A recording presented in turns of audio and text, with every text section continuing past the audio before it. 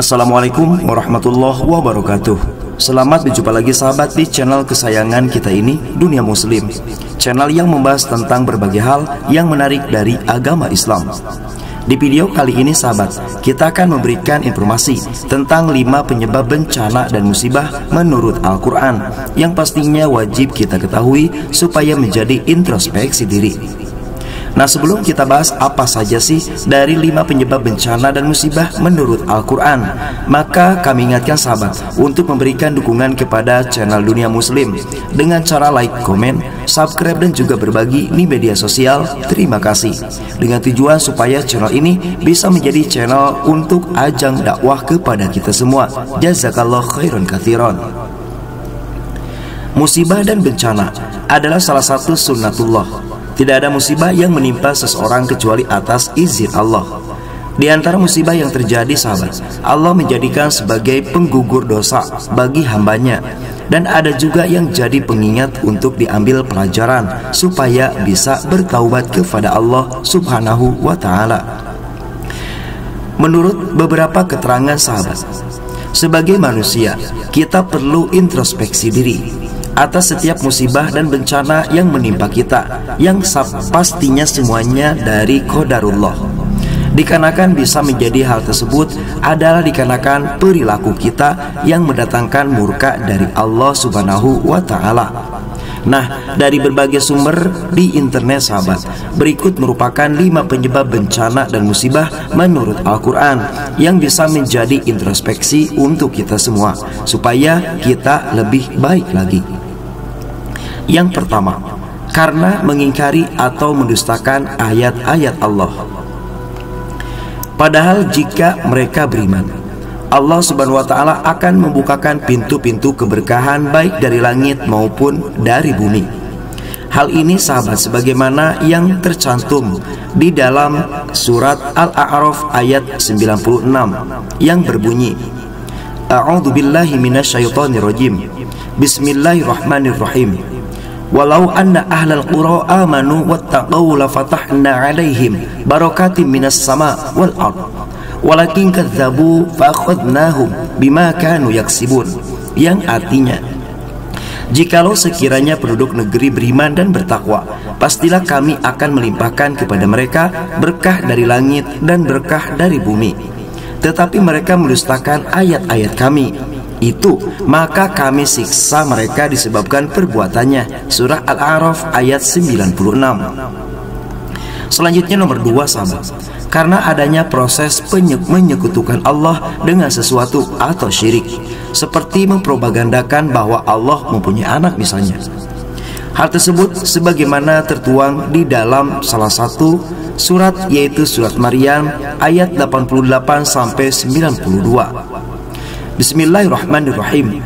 Wa qalu takhadar rahmanu walada laqad ji'tum hay'an idza takadus samawati yatafattarna minhu wa tanshaqqul ardu wa takhirul jibalu huda an da'u lirahmani walada wa ma yanbaghi lirahmani ayattakhidha walada.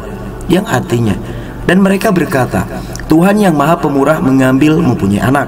Sesungguhnya kamu telah mendatangkan sesuatu perkara yang sangat mungkar. Hampir-hampir langit pecah karena ucapan itu, dan bumi belah, dan gunung-gunung runtuh karena mereka mendakwakan Allah yang maha pemurah mempunyai anak. Dan tidak layak bagi Tuhan yang maha pemurah mengambil mempunyai anak. Surah Maryam 88 sampai 92.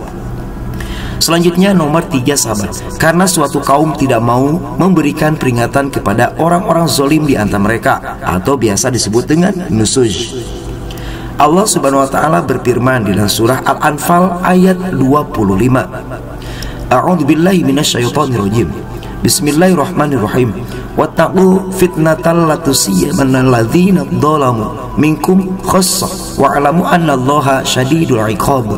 Yang artinya, dan peliharalah dirimu daripada siksa azab bencana yang tidak khusus menimpa orang-orang yang zalim saja di antara kamu, dan ketahuilah bahwa Allah amat keras siksaannya.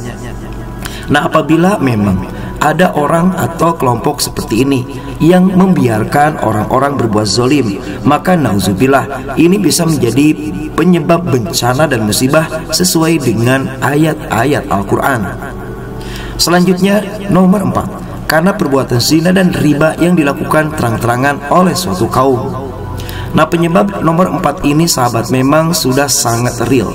Banyaknya perzinaan di muka bumi ini dan banyaknya riba yang dilakukan. Seperti riba ini banyak sekali, meminjam uang 100 harus bayar melebihi fudul atau fudul biasanya. Maka ini termasuk riba sahabat. Dan ternyata perbuatan ini banyak yang memperbolehkan. Di dalam hadis Rasulullah bersabda, An Abdillah bin Mas'ud an Nabi sallallahu alaihi wasallam qala, "Ma dhahara fi qaumir riba waz zina illa ahallu bi anfusihim iqaballahi azza wa jalla."